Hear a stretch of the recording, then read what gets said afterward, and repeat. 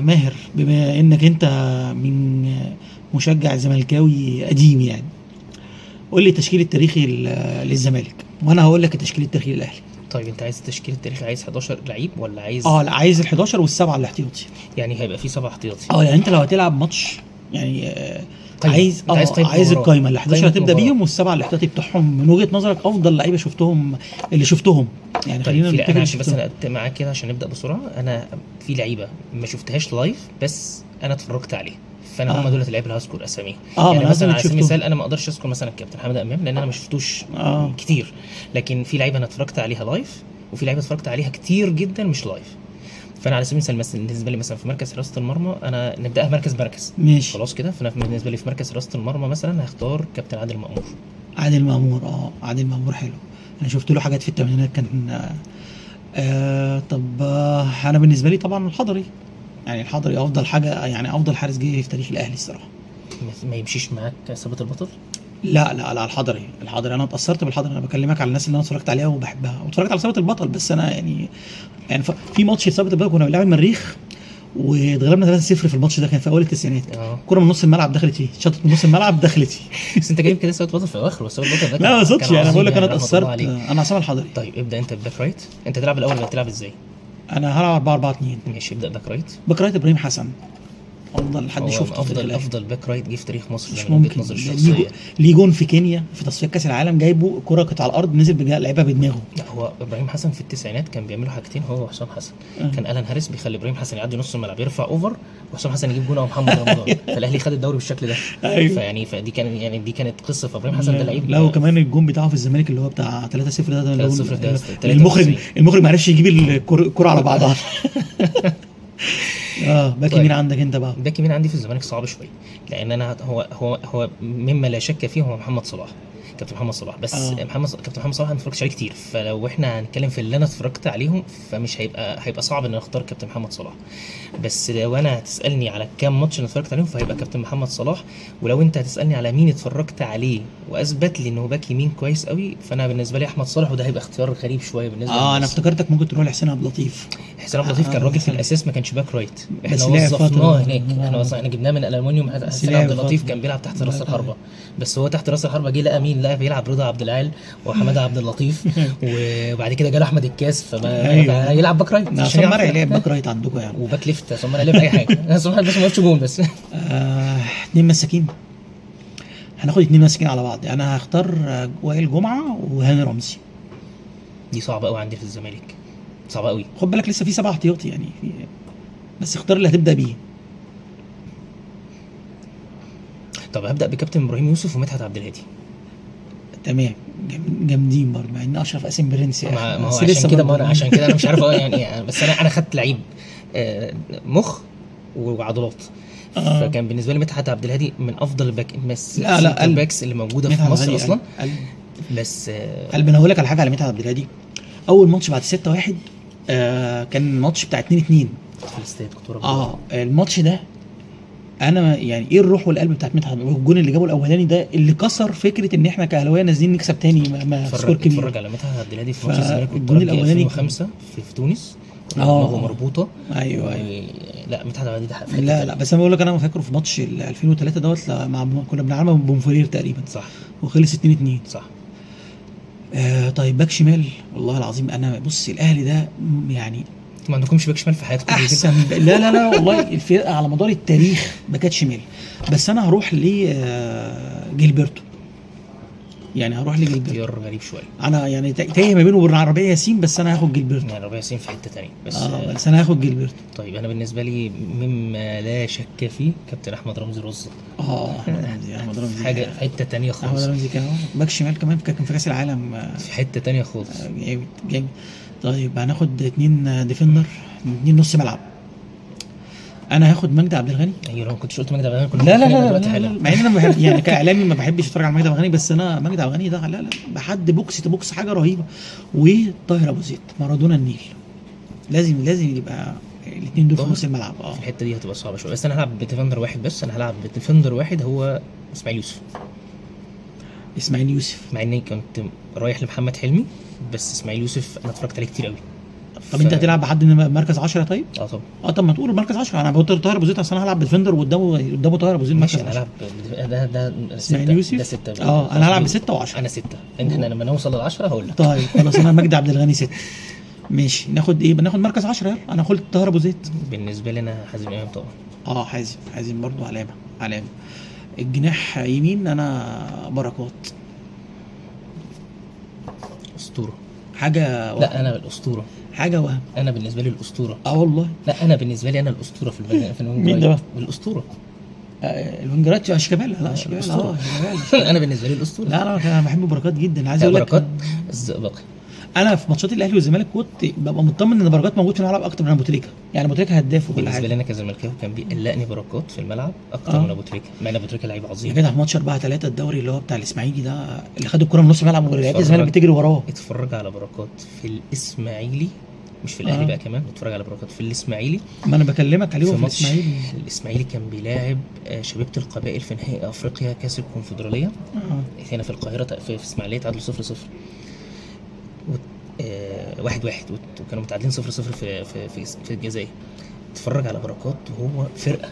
فبركات بالنسبه لي فرقه. لا انا بقول لك انا الدوري بتاع الاسماعيلي انا بستغرب الناس دلوقتي اللي بتشبه اللي عندها الحاد كروي، اللي بتشبه احمد عاطف قطه ببركات. لا فده بالنسبه لي الحاد كروي. يعني الماتشين بتوع الفرقه بتاعت محسن صالح اللي خدوا بيها الدوري، الماتشين بتوع الاهلي والزمالك. ماتش الزمالك لما كسبوا 4-3 واخد الكره من نص الملعب وبيجري ومحدش جايبه. يعني انت فاهمني؟ اقرب واحد وحطها جون وبرده جاب جون في الاهلي في 4-4. اقرب واحد كان ليه؟ مين؟ ابراهيم حسن. اقرب واحد قرب له في الجري كان ابراهيم حسن. لا بس انا اشوف سيد عبد الحفيظ. ده لو هيدل ان ابراهيم حسن عنده روح غير طبيعيه. لا محدش يجيب باك يمين زي ابراهيم حسن. احنا بنعاني في الاهلي دلوقتي من باك اليمين. احنا قلنا جناح يمين. طب احنا ناخد ايه؟ ناخد جناح شمال بقى. ناخد جناح شمال. انا هحط ابو تريكه اصلا، لازم احط ابو تريكه، فانا هحط جناح شمال. ما انت ممكن تحط طاهر ابو زيد شمال وابو تريكه في النص. ممكن ممكن برضه ممكن. طيب انا بالنسبه لي في الجناح الشمال صعبه شويه، لان انا راس الحربة عندي بفكر فيه، فهيبقى مشكله اختياري في راس الحربة صعب. ما احنا معانا 7 احتياطي. اللي يصعب عليك حطه في الاحتياطي. كاس احمد الكاس. الكاس ده لو في الاهلي والله كانت عمل له تمثال. هو اتظلم عشان لا هو اتظلم عشان خاطر بلاش عشان خاطر الناس ما تزعلش مننا. لا سيبك من التحليل. لا انا بكلمك والله. لا اتظلم اعلاميا عشان احمد الكاس كان في الزمالك بس. لا مش موضوع. احمد الكاس هو اللعيب من اللعيبه القلائل اللي لعبت في مصر منتخب مصر وهداف دوري وهو بيلعب في بره الزمالك واهلي. ما شفتش حد اصلا يعني حتى في ماتش هولندا بتاع 90 اللي هو في كاس العالم هو كان اكتر لعيب خطر على الجون في ماتش هولندا. طب ما تتفرج على احمد الكاس مع الاولمبي وهو وعصام زغلول هما الاثنين. ماشي انت عارف انا بركز ساعات في يعني هو لما بيروح الاهلي والزمالك بيعمل سبوت عليه مع المنتخب. لكن احمد الكاس كمان انا ما انسالوش بطوله 96 ثنائيه الكاس وحازم دي. يا لهوي ده حقيقي. تكسب جنوب افريقيا في اللي هي المستضيف البطوله وتصعد تتغلب من زمان. هزمنا دي بقى اللي جننتها والله. يعني كانت اسهل بطوله والله. انا كنت شايف ان 96 كانت بطوله سهله والله. خير. كانت بطوله سهله والله. بس الكاس لا فراوده. الكاس فراوده. لا فراوده يا باشا. حسام حسن. انا عندي حسام حسن ومين تاني؟ والخطيب. طيب انا بالنسبه لي الفراوده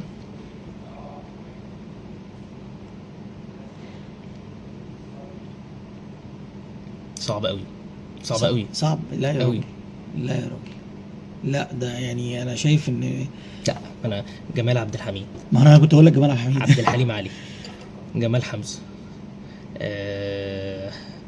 في مين تاني برضو انا اتفرجت عليه؟ كوارشي. ماشي. مين تاني اتفرجت؟ نصر ابراهيم. ايمن منصور. خلاص. ايمن يونس. خلاص. كل دول فراوده. دول فراوده. انت بتتكلم فيهم. انت بتتكلم في فراوده مش طبيعيين. بس انا هروح لجمال عبد الحميد. وبما ان انا عندي كاس وعندي شيكابالا وعندي حازم امام فهروح لجمال عبد الحميد وعبد الحليم علي. هيطلعوا هدافين الدوري من 3 ماتش في الدوري. اوريك حق الصراحه تختار حليم علي. انا كنت جمال عبد الحميد حاجه. وكان انا كنت اتفرج على ماتشات في الثمانينات والتسعينات دي اللي هي ثنائيه طارق يحيى جمال عبد الحميد. يعني انا حسيت ان في جون كتيره جدا رفعها طارق يحيى لجمال عبد الحميد. انا حاسس ان عارف بعد كده جilberto وفلافيو. انا اخترت احمد الكاس عشان خاطر كانت الاختيار الثاني بالنسبه لي طارق يحيى. بس انا احمد الكاس لو ما اخترتوش هزعل. لا الكاس انت فاهم قصدي. فعشان كده. لكن انا هقول لك على حاجه بقى. جمال عبد الحميد ده لعيب اتغير شكله وستايله من وهو في الاهلي وهو في الزمالك. في الاهلي كان بيلعب تحت محمود الخطيب، خلاص في الزمالك كان بيلعب فيرود. في الزمالك لعب كوره كان بينزل يلعب تحت مع فاروق جعفر ومع مع لعيبه وسط الملعب، يعني ساعتها بقى فاروق جعفر، وساعتها بعد كده محمد حلمي، احمد عبد الحليم، طبعا مع احتفاظ قبل الجميع يعني كباتنة كلهم.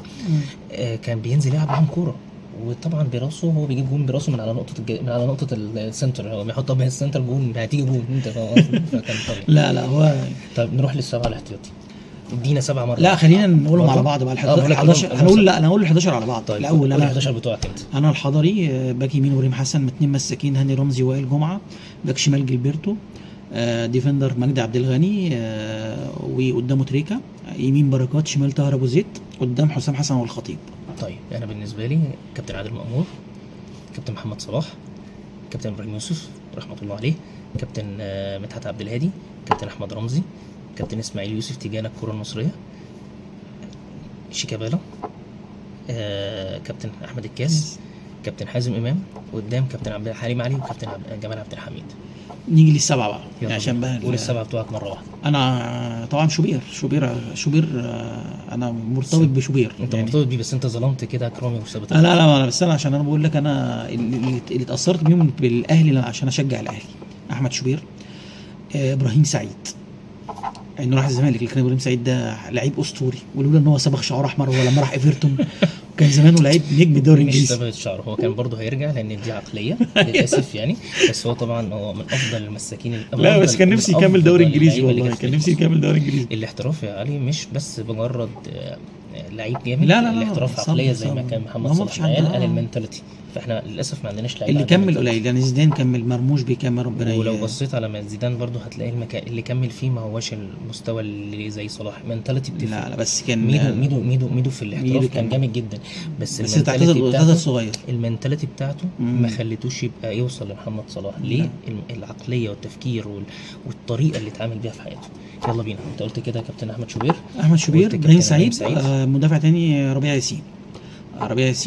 ادي كده 3. هناخد بقى 2 ارتجاز، هناخد علاء ميهوب. طبعا الناس كده هتقول يا ناسي علاء ميهوب، طبعا ده مبدع اسطوره، بس ما ينفعش يتحط مع طاهر ابو زيد برضه، يعني صعب. صعب. علاء ميهوب. وهاخد حسام غالي. ماشي، حسام غالي ده حاجه رهيبه. هاخد بقى ال2 في قدام، عماد متعب طبعا. كنت محتار بين متعب وفلافيو، بس انا هاخد متعب يا جماعه، هروح لمتعب. ماشي. وهاخد بقى الكابتن وليد صلاح الدين. انا بحب وليد صلاح الدين، حتى لما كان بينزل النص ساعه ولا الربع ساعه دي انا بيمتعني. اتظلم في الواحد. والله بيمتعني. طيب انا بالنسبه لي طبعا هيبقى الحارس الاحتياطي بالنسبه لي كابتن ابو واحد السيد. طبعا، وهياخد واحد عنده برود اعصاب في ماتشات الاهلي يحسد عليه. عبد الواحد السيد اللعيب الذي خذلته الاصابات. لا وكان بيبدا يعني ماتشات الاهلي والزمالك تلاقيه عمال بيضحك كل الماتش. مش عبد الواحد السيد لغايه 2005، ابو واحد السيد لغايه اصابته في ماتش الزمالك وحرس الحدود اللي خلص 5 للحرس ده. ابو واحد في حته ثانيه خالص. كان يلعب كاس الامم، كان هو الحارس الاساسي في كاس 2006. انا بختلف على النقطه دي، انا عارف، بس انا بختلف على النقطه دي لان عصام الحضري حارس مرمى اسطوري بمعنى الكلمه. لا مجتهد. عبد الواحد السيد كان عنده شيء من مش عارف اسمها اسميها ايه، بس يعني موهبه بس ما كانش مهتم بيها. خدين نخش على 2 مدافعين. مش ال2 مدافعين، انا هاخد كابتن اشرف قاسم يلعب مدافع ويلعب في نص الملعب. تمام، بيعمل كده. طبعا. وهاخد كابتن احمد طارق السيد طبعا. طارق السيد طبعا. طارق السيد مباراته عالميه طبعا. وهاخد كابتن جمال حمزه. لا جمال حمزه، لا مش هاخد جمال حمزه، هاخد خلينا نروح نص الملعب. طيب خلينا ناخد نص الملعب كابتن محمد حلمي. خلاص. ما اتفرجش عليه كتير الصراحه. لا بيلبس 4 بس ما اتفرجش عليه كتير. لا ده في حته ثانيه خالص. ده في حته ثانيه خالص بقى. خلاص بيشوط وبيلعب وبيعمل كل حاجه تتخيلها في الكوره. يبقى احنا كده كابتن اشرف قاسم، كابتن عبد الواحد السيد، كابتن محمد حلمي، كابتن طارق يحيى، كابتن طارق يحيى، كابتن طارق السيد. ماشي كده 5. ماشي. طارق يحيى كان عالمي. طبعا راس حربه وجناح شمال ورهيب، بيعمل كل حاجه. طبعا. كابتن ناخد فيرود مين؟ اخد كوارشي فيرود. وياخد كابتن محمد صبري. الله يرحمه رحمة محمد الله صبري. عليه. محمد صبري رحمة الله رجل عليه. الشمال. خلي بالك ان كابتن محمد صبري ده بالنسبه لي انا كان الايقونه بتاع التشجيع للزمالك. يعني انا لما شجعت الزمالك مش عشان خاطر حازم امام، لان انا من جيل حازم امام ما صعد. يعني انا بدات اتفرج على كوره مع صعود حازم امام. ايوه لكن انا بالنسبه لي كان محمد صبري كان الايقونه بتاعتي. انا محمد عندي صبري لا، تيشيرت، وبدايته. عندي تيشيرت بتاع الزمالك بتاع اولمبيك اللي هو لا، المشرشر ده، كنت كاتب عليه لانه ما كانش بيبيع ارقام ساعتها. كنت كاتب عليه بالخط، كان خالي رحمه الله عليه كاتب عليه 17 عشان هو كان اسماعيل يوسف بيلبس 12، فما كانش هو بيلبس 17. كان بالنسبه لي صبري ده ايقونتي في التشجيع بس للزمالك. الغريب ان انت ما اخترتش ايمانويل يا اخي، مع ان ايمانويل ده حد مرعب. خلينا نتفق على قعد حاجة. سنتين ما شفناش الدوري. خلينا نتفق على حاجه. وطفشناه، احنا عملنا خطه عشان نطفشه. خلينا نتفق على حاجه. في اختياراتي في لعيبه كتيره جدا تستحق انها تتحط في التشكيل ده، بس انا ما اخترتهاش لاسباب.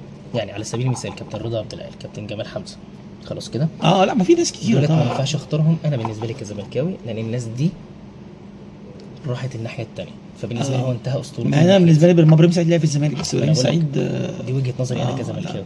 فبالنسبه لي طارق السعيد كان ممكن يتحط في التشكيل ده، بس مجرد ان هو راح الناحيه الثانيه فانا بالنسبه لي طارق سعيد خد هداف الدوري مره. ما انا بقول لك موسم. ده بالنسبه لي موسم. انتهى. طيب انا بالنسبه لي مثلا على سبيل المثال لما نيجي نتكلم على ايمانويل لعب في الزمالك سنتين، وكورش لعب في الزمالك سنتين، والاثنين كورش اتغير له القانون، قالوا مفيش محترفين هنمشي لهم محترفين، وايمانويل انا بتكلم على التاثير. انا اشوف ان تاثير ايمانويل اللي كان اكتر. مش زي كورش. يعني كورش ده كان دبابه. لا يعني كورش كان بيروح مع مش عارف نصر ابراهيم يبدلوا مع بعض، مفيش الكلام ده. جمال عبد الحميد ينزل، مفيش الكلام ده. لكن كان ايمانويل ما بيلعب- كانش ليه بديل. كان كابتن ربنا يديله الصحه كابتن ابو رجيله كان بيلعب بثلاثه مهاجمين وهم يتصرفوا. كان كورش ونصر ابراهيم وجمال عبد الحميد وهم يتصرفوا مع بعض، مين بقى ينزل مين يطلع مين يروح. طب خلينا بقى نروح لاخر حاجه. لو انت يلا. هتختار مدير فني يقود التشكيل ده عشان يكسب الماتش، تختار مدير فني مين؟ بص لو هنتكلم على مدير فني ايقوني بالنسبه لجمهور الزمالك وخاصه في الفتره الاخرانيه، فكلنا هنتجه لجوزفالدو فيريرا. خلاص كده. بس انا بالنسبه لي بحب جدا كارلوس كابرول. يعني انا من محبي كارلوس كابرول. خلاص كده. كابرال ده عمل مشكله، هو اللي عمل مشكله مع حسام ابراهيم. صح. لكن انا بالنسبه لي انا لما تيجي تسالني يا محمد مين المدرب اللي انت تحطه في التشكيل ده يقوده ويكسر الدنيا، ديفيد ماكر. لا عشان كده بقول لك اختار واحد هيمتعك بالفرقه دي. ديفيد ماكر يعني مش هيقرفنا بقى يقول لك يعني هلعب مش عارف هريح هلعب مدافعين. لا طبعا مش احنا بالنسبه لنا هو مانويل جوزيه يا جماعه الساحر. لا عندنا كتير، بس يعني الراجل ليه حاجه حته في قلوبنا. يعني انا بحب مانويل جوزيه ليه عقليته اللي دايما بتبص على الفوز. عندي اختلاف في النقطه دي. مانويل جوزيه مدير فني، مدير وليس فني.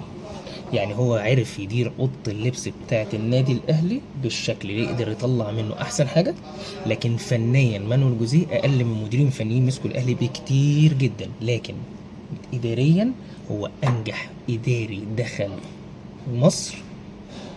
لا انا بشوف ان هو لا بص انا امتع مباريات الاهلي اتفرجت عليها الجوزيه.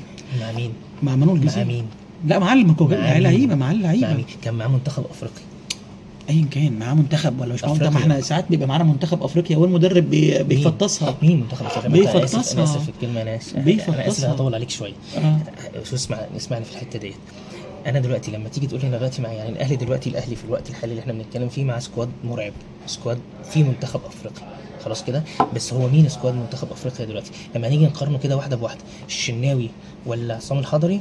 مقارنه فيها الحاد كروي. طب تعالى نبص على حاجه تانية، نبص على المدافعين. ياسر ابراهيم ولا وائل جمعه؟ انا ممكن اقوم وامشي. لا طب شادي محمد ولا ياسين مرعي؟ نروح في نغمه في الاعلام اصلا يعني لو مسكوه عشان مانويل جوزيه اللي هو ايه، لا اصل فشل في كل حاجه بره. يعني فشل في كل ده حاجه. حقيقي. لا مش حقيقي. يعني حتى انجولا اصلا لما كان ماسكها في كاس الامم، هي انجولا اصلا ما كانش ليها تاريخ في كاس الامم. ماشي. حتى اتحاد جده وانت عارف الفرق الخليجيه مزاجيه ومفيش حد اصلا بيكمل. حتى المدربين الكبار عندك حتى منشيني حتى كان مع السعوديه ما بيكملش في العقليه الخليجيه. لكن انا بكلمك على تفكير اللي هو المدرب البرتغالي اللي دايما بيبص على الفوز، اللي دايما شايف ان انا اللي بقود. خلينا نتفق على حاجه هقول لك عشان ادور على المكسب. حاجه بسيطه جدا. تعال بص للمدرب البرتغالي تاني اللي هو كارلوس كيروش. خلاص كده. وشوف عقليته الفنيه وليس الاداريه فقط خلاص عامله ازاي. كارلوس كيروش مفيش منتخب مسكه ما وصلش معاه كاس العالم غير منتخب مصر. هو الصراحه كان يستحق خلاص كده الصراحة. ماشي. ماتش السنغال كان صعب. مسك منتخب مصر وصل لنهائي افريقيا بسكواد مش قوي وسكواد ضعيف جدا خلاص، ورغم كده وصل نهائي افريقيا ولعب على البطوله ولعب في طريقه السنغال، ما هو حظنا السنغال. المغرب، وكان معاه حد تاني في المجموعات بس مش فاكره مين، نيجيريا غلبنا خلاص اول ماتش كده. من نيجيريا، ما انا غلبنا بقول أول لك ماتش من خلاص، نيجيريا. ورغم ده كله الراجل ده وصل للنهائي بسكواد ضعيف خلاص كده. فلما تيجي تكلمني على فنيا، لا انا هقول لك ان كارلوس كيروش كمدير فني برتغالي لا هو بيلعب على المكسب وبيعرف يشتغل بادوات قليله معاه خلاص. جوزيه لما جاله ادوات قليله سحب نفسه وهرب، راح ماشي من النادي الاهلي ورجع لما الاهلي جاب بعض اللعيبه اللي يقدر يلعب بيها خلاص. لكن انا بالنسبه لي مانو جوزيه ليه تاثير تاريخ، السحر وجوده حتى في الدوري بتاع حسام حسن. هو تاريخ الدوري بتاع حسام حسن والشهاده اللي جه خده ده في 2011 ده هو تاريخ. هو تأثيره تيجي من تتكلم اللذينة. عليه تاريخ، لكن فنيا فمانويل جوزيه بالنسبه لي، انا بكلمك بالنسبه لي لا على انت ما محمد. شفتش صفاقسي 2006 ماتش الصفاقسي ده قسمه تقسيمه انا ما بحكمش على المدرب، مش ماتش. لا ده هو ماسك، هو خلاص. ده جه مسك سنين مع ما الاهلي. انا بقول لك ماشي، انا ما بحكمش عليه في ماتش. انا ماتش، بحكم لكن يعني أنا لما تيجي تكلمني مثلا على سبيل المثال، انا ممكن اقول لك على حاجه حلوه جدا. كان في مدرب في الاهلي اسمه الان هاريس، خد الاهلي معاه الدوري، اول دوري خده ايوه سنتين. لا خد دوري بتاع سنه 93 94 95 اللي خده من الاسماعيلي ماتش فيصل، بعد ما الاهلي كان بقاله 3 سنين ما بياخدش الدوري خلاص. المدرب ده كان من أسوأ المدربين اللي لعبوا تكتيكيا في الاهلي. كان زي ما قلت لك كده، ابراهيم حسن يطلع يعدي اوفر، محمد رمضان وحسام حسن يجيبوا جول وخلص على كده الدوري. بس عمل ماتش الاسماعيلي بتاع 4-3 عبقريه مفيش بعدها ولا قبلها. لا بس كان توفيق ماتش الفيصل ده، كان توفيق كسبان 4-0، كان في توفيق بعد كده دخل فيه 3 اجوان لما لان الاسماعيلي كان فكر يلعب كوره. لا انا عايز اقول لك الاسماعيلي كان ايوه الاسماعيلي كان فرقه تقيله جدا. انا هنعمل حلقه ثانيه على الاسماعيلي ان شاء الله، لان انا بحب لعيبه الاسماعيلي. انا ما بحبش غير الزمالك. لا انا بحب لعيبه الاسماعيلي. احنا خلاص نضجنا بقى الحاجات دي، لازم نفتح قلبنا لفرق ثانيه وبتاع. اتفرج على بقيه الفرق اللي كانوا الزمالك بس. دي كان حلقه كده عن اللعيبه التاريخيين لجيل الثمانينات والتسعينات للاهلي والزمالك. ان شاء الله تكون عجبتكم مع ماهر، يعني كبير مشجعي الزمالك في الشركه. فان شاء الله تكونوا انبسطتوا يا جماعه. شرفت بك حبيبي، شكرا. باي باي.